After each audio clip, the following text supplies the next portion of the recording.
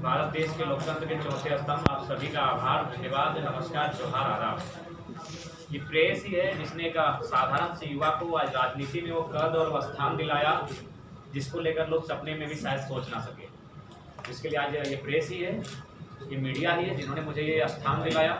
इसके लिए आज मैं अपने राजनीतिक कैरियर की, अपने संगठन की एक नई शुरुआत करने जा रहा हूँ। आज शुभ दिन है, इसलिए आज सबसे पहले आप सभी का धन्यवाद, आभार, पूरे राज्यवासियों का धन्यवाद, आभार करते हुए आज के प्रेस कॉन्फ्रेंस का मकसद, आज हम लोग आगामी विधानसभा चुनाव 2024 की पहली सूची जारी कर रहे हैं और आज 6 प्रत्याशी 6 विधानसभा से जो हमारी पहली सूची है हम जारी कर रहे हैं। रुक नहीं यार, रुक ना भैया, अरे फिर ले लेंगे ना बाद में।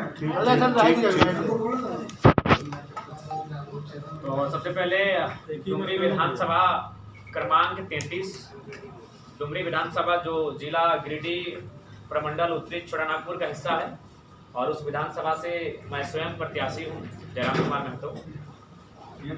विधानसभा जमुआ जो शेड्यूल कास्ट के लिए आरक्षित सीट है, विधानसभा का क्रमांक है 30। गिरिडीह जिला उत्तरी छोटानागपुर प्रमंडल, वहाँ के प्रत्याशी होंगे रोहित कुमार दास। विधानसभा राजमहल क्रमांक संख्या 1, जिला साहेबगंज प्रमंडल संथाल परगना, वहाँ के प्रत्याशी होंगे मोतीलाल सरकार। विधानसभा तमाड़ जो अनुसूचित जनजाति के लिए आरक्षित है, क्रमांक संख्या 58, जिला रांची प्रमंडल दक्षिणी छोटानागपुर, वहाँ के प्रत्याशी होंगे दमयंती मुंडा।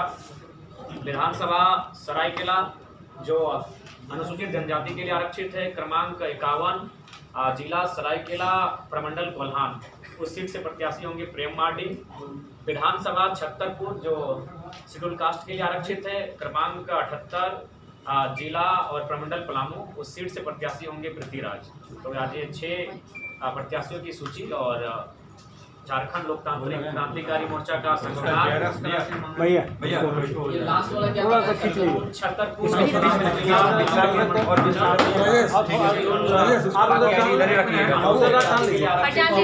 बीच मत रखिए, दे रहे और आज झारखंड लोकतांत्रिक थोड़ा सा आगे खींच लीजिए, आगे खींच लीजिए। नहीं इधर भाई दिखाइए ना, दिखाइए ना।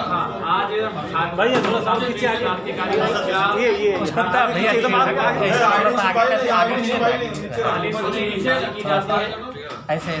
तिरछा कर दीजिए। हमारे आगामी विधानसभा के चुनाव होंगे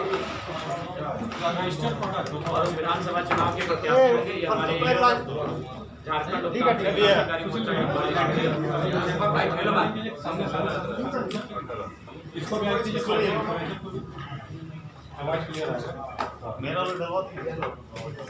धन्यवाद। और बाकी आगे आपके सवाल स्वागत है। एक मिनट फिर से बता दीजिए।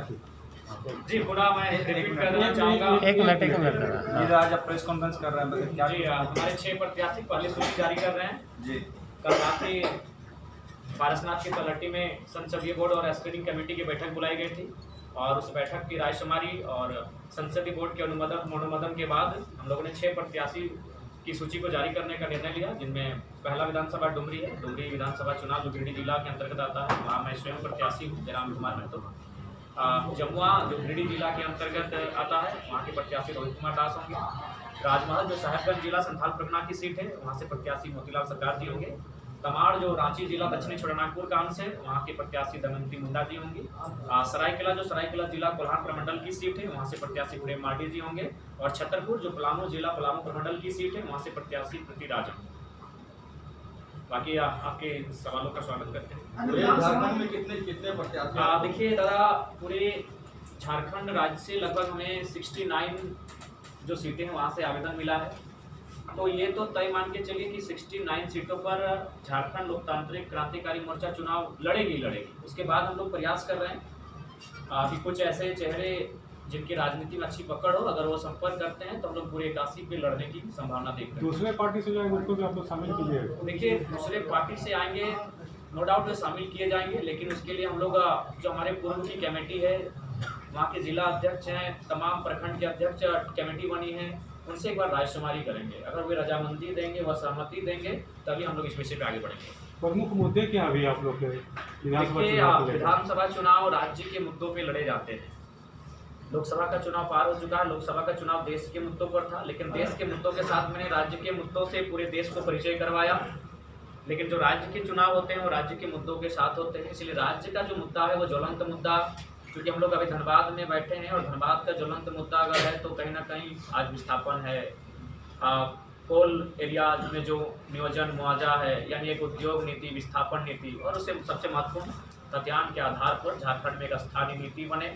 उस स्थानीय नीति के आधार पर एक मजबूत नियोजन नीति बने, ताकि इस राज्य के बनने का जो मकसद था उस मकसद को पूरा करने की दिशा में हम लोग बढ़ सकें। 60 से अधिक सीटों पर लड़ेंगे, केवल 6 सीटों का भी आप लोग खुलासा कर रहे हैं। देखिए, क्योंकि हम लोग नया संगठन है तो हम लोग चाहते हैं कि संगठन में आपसी मनमुटाव ना हो, संगठन के भीतर किसी प्रकार का द्वेष ना हो, इसीलिए हम लोग फाइनल टच देने से पहले बहुत मेहनत कर रहे हैं। अभी हमारी एक 11 सदस्यीय टीम कोल्हान प्रमंडल में जाके रायशुमारी कर रही है, रायशुमारी नहीं, वहाँ समन्वय स्थापित कर रही है। तो हम लोग समन्वय स्थापित कर रहे हैं। इन 6 सीटों पर समन्वय बन चुका था। इन 6 सीटों पर जो नकारात्मक चीज़ें होनी चाहिए तो वो नहीं दिख रही थी, तो इसीलिए जैसे हम लोग सकारात्मक हो जाएंगे, बाकी की सीटों की घोषणा हमें लगता है अगर होगा तो रात को कर सकते हैं, कल सुबह कर सकते हैं। तो मतलब ये 6 सीटें हम लोग लगभग 12 घंटा मीटिंग किए हैं। 12 घंटा के निष्कर्ष के बाद हमें लगा कि ये 6 सीटें फिलहाल इन पर किसी प्रकार का मनमुटाव देखने की स्थिति में हम लोग नहीं थे, तो 6 सीटों से हम लोग शुरुआत करेंगे। आप अकेले खाली डुबली से लड़ेंगे कि और कहीं से भी लड़ेंगे? जी, हम और एक सीट से चुनाव लड़ेंगे और इसकी घोषणा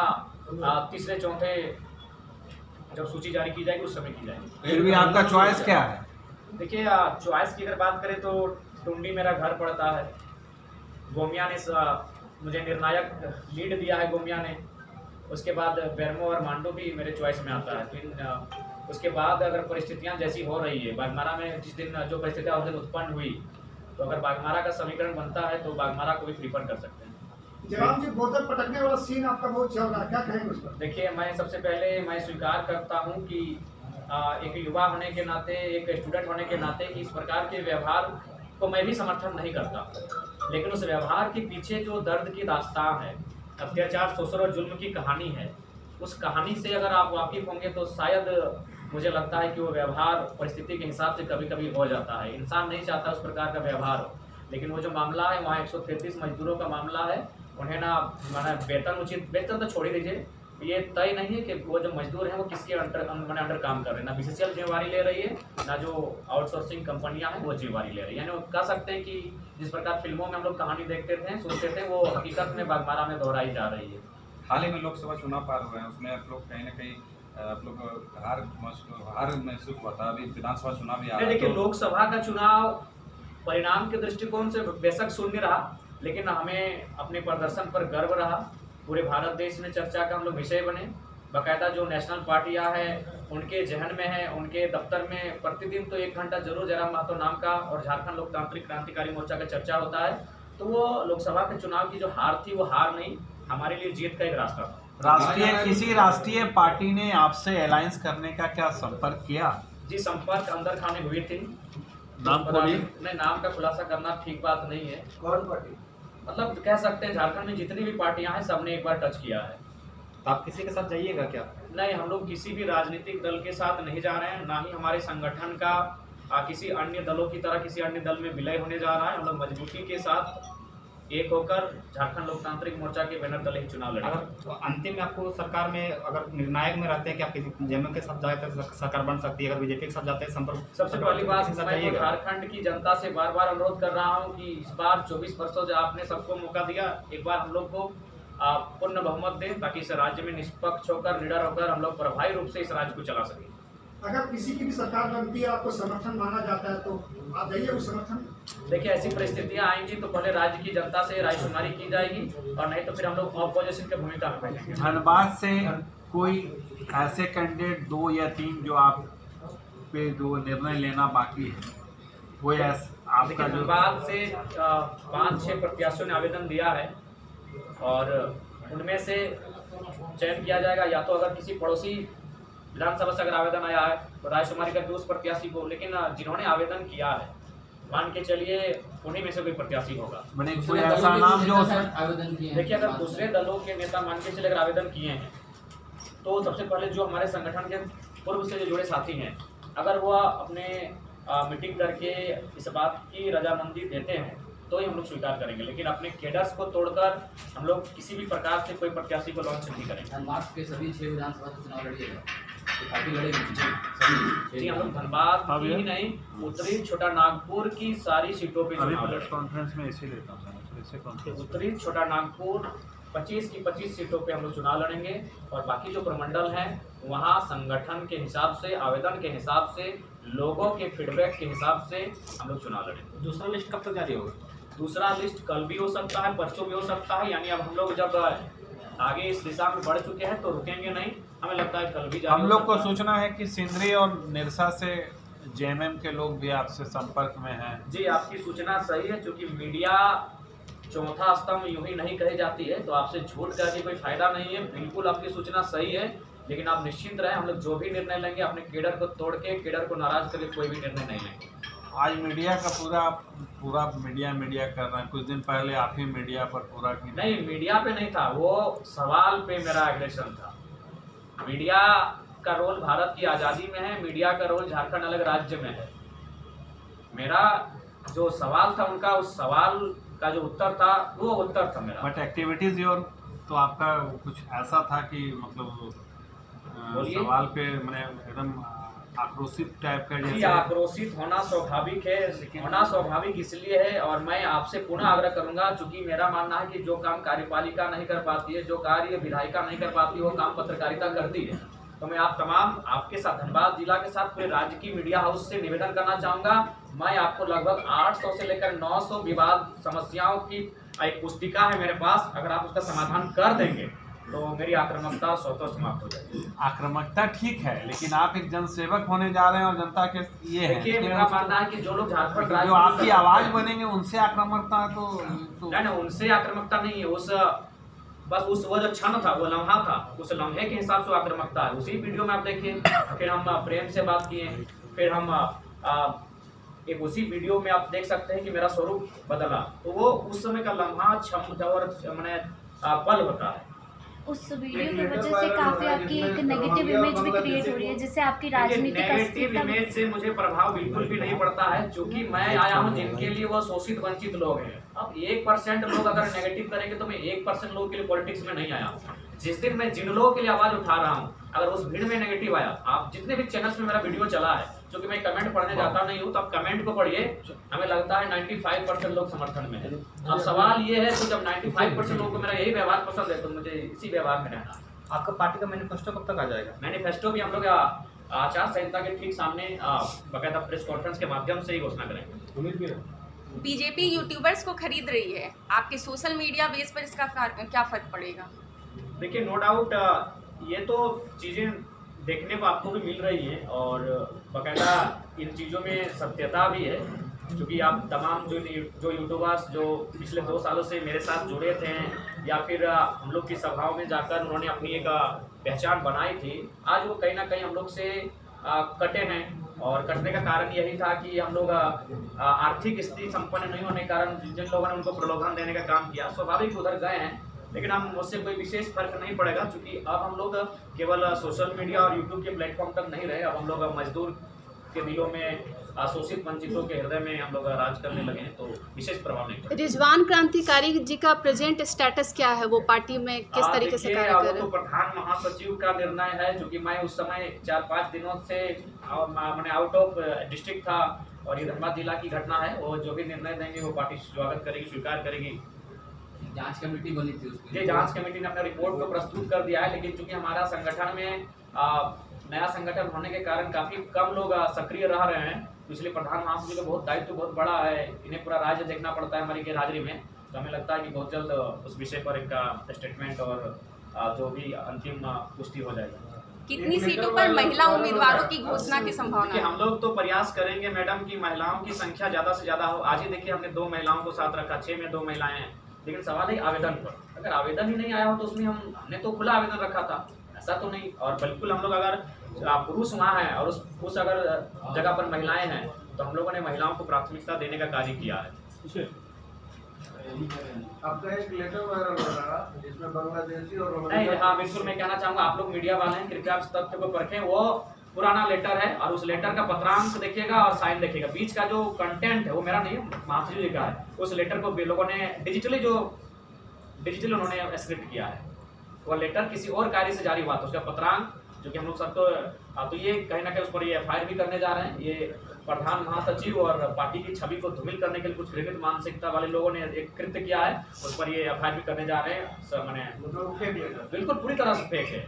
वह जारी हुआ था किसी और काम के लिए, वहाँ पत्रांक भी आप देख सकते हैं, लेकिन उस चालाक तो इंसान को मालूम नहीं कि पत्रांक और डेट भी कुछ होता है। उस चालाक इंसान ने इनके साइन को नीचे रहने दिया, पत्रांक को नहीं मिटाया, बीच का जो कंटेंट था उस बीच के कंटेंट को वाइट किया। क्योंकि अभी ऑनलाइन जमाना इतना मतलब दुनिया तरक्की कर गई है कि कहना मुश्किल है, तो उन्होंने बीच के जो मैटर है पैराग्राफ को व्हाइटनर से या फिर जो मोबाइल का स्कैनर है उसे साफ करने का काम किया और फिर उन्होंने उन चीज़ों को लिखने का काम किया है। बाकी पत्रांक आप देखिए और नीचे प्रधान जी का साइन, वो तो ये धोखाधड़ी कर चूँकि थोड़ा सा लोग भ्रामक बहुत जल्दी हो जाते हैं, तो उन पर हम लोगों ने बाकायदा एफआईआर भी किया है। आपके एक सहयोगी थे संजय मेहता जो नई पार्टी बना चुके हैं और आप उनके आमने सामने विधानसभा में रहे, लोकसभा में साथ थे, पर विधानसभा में क्या फ़र्क पड़ेगा आपके चुनाव में? देखिए, सबसे पहले उनको मैं शुभकामनाएं देना चाहूँगा। वो जहाँ भी रहें खुशहाल रहें, संपन्न रहें, मुस्कुराते रहें, हंसते रहें। लेकिन देखिए, एक कहावत है कि कुछ लोग केवल इसलिए ही आए थे कि जयराम महतो के साथ आएंगे तो शायद हम लोग को एक पहचान राज्य मिलेगा, इससे ज़्यादा कुछ नहीं था। वो ऑलरेडी आम आदमी पार्टी से थे और ये लोकसभा नहीं, हमको लगता है मेरे मोबाइल में स्क्रीनशॉट भी मीडिया के सामने पर रख ही देते जब सवाल किए। बाकी पुनः उनको बधाई हम देना चाहेंगे और जहाँ जाएँ खुशहाल रहें और बिल्कुल मस्त रहें। मैं आपको दिखाइएगा, क्योंकि जब कोई गलती करता है कुछ ना कुछ छोड़ ही देता है, तो एक कुछ छूट गया था उनसे और वो छूट गया था। हाँ, ये देखिए यहाँ स्पष्ट लिखा है, झारखंड बचाओ क्रांति सेना समिति जो उन्होंने बनाया 26 अक्टूबर 2023 को क्रिएट हो चुका था, यानी आज से साल भर पहले। सीधा जो जिस चीज़ को उन्होंने लॉन्च किया, हमारे बड़े भाई ने चालाकी के साथ हाईजैक करते हुए, फ्रॉड करते हुए जिस चीज़ को लॉन्च किया, उसका एक हाथ हमारे लगा है, एक उनका सेम डीपी और वो जो पोस्ट है एक उनके साथी ने उसी समय स्क्रीन शॉट रखा था। वही सेम जो वो लॉन्च किए, जेबीकेएस का जो फुल फॉर्म दिए, झारखंड बचाओ क्रांति सेना समिति, जो फेक उन्होंने बनाया, वो 26 अक्टूबर 2023 को ही क्रिएटेड हो चुकी थी। तो बस वो इंतजार में थे कि चुनाव लड़ लेंगे, वोटों की संख्या आ जाएगी। चलिए, हमने उनको जो लगा हमने उनको जातीय समीकरण को कैसे साधिएगा? देखिए, जातीय समीकरण के लिए अगर आप बात करते हैं तो आप संसदीय, आप हमारे 7 सदस्य संसदीय बोर्ड को देखिए, 7 सदस्यों की टीम ने हमने कितना सुंदर बैलेंस करने का काम किया है। मात्र 7 मेंबर है हमारे संसदीय बोर्ड में, लेकिन उसमें एसटी हैं, एससी हैं, माइनॉरिटी हैं, जनरल हैं और ओबीसी भी है। एक 7 मेंबर की टीम बनी है, आप उसको देखिए, आपको स्पष्ट हो जाएगा कि हम लोग जातीय समीकरण को बेहतर तरीके से साधने का काम करेंगे। आप लोग का मुद्दा है कि नहीं? बिल्कुल रहेगा, क्यों नहीं रहेगा। झारखंड बनाई है झारखंड की अस्मिता के लिए, कोई भी घुसपैठ करता है, वो चाहे प्रदेश से करने वाला हो या विदेश से करने वाला हो, घुसपैठ मुद्दा ही रहेगा। उससे क्या होगा कि हमारी जो संस्कृति है, हमारी जो परंपरा है, वो बाधित होगी। और जिस प्रकार आज असुरी जनजाति, बिरोहर, बिरजिया, पहाड़िया जनजातियां लुप्त होने के कगार पर है, आने वाला दिन जो बाकी जनजातियां हैं वे भी धीरे धीरे लुप्त हो जाएंगे, तो इसीलिए वो मुद्दा रहेगा ही। सबकी अपनी अपनी भौगोलिक सीमा होती है, एक सांस्कृतिक पहचान होती है, और उस सांस्कृतिक पहचान और भौगोलिक सीमा का संरक्षण अति आवश्यक है, नहीं तो ओवरलैप हो जाता है। सिल्ली को लेकर क्या कुछ देखिए, सिल्ली को लेकर हम लोग काफ़ी गंभीर हैं, क्योंकि सिल्ली में हम लोग दूसरे स्थान पर थे। हमने वहाँ कांग्रेस को मात देने का कार्य किया था, तो सिल्ली को लेकर हम लोग काफ़ी गंभीर हैं और हमें आशा है कि सिल्ली को हम लोग रिजल्ट में तब्दील करना चाहते हैं। इसलिए सिल्ली को लेकर हम लोग प्रतीक्षा कर रहे हैं, कुछ समीकरण साधने का काम कर रहे हैं, तो सिल्ली को लेकर हम लोग काफ़ी गंभीर हैं। अमित महतो को समर्थन कीजिएगा कैसे? देखिए, हम लोग समर्थन नहीं, उनसे बातचीत हो रही है और आशा करते हैं अगर जेलकेम के बैनर तले लड़े तो सिल्ली हमारे झोली में हो। हाँ, क्योंकि देखिए, अब एक दल और हम लोग सब पे लड़ ही रहे हैं, तो इससे क्या होता है, कंफ्यूज हो जाएगा।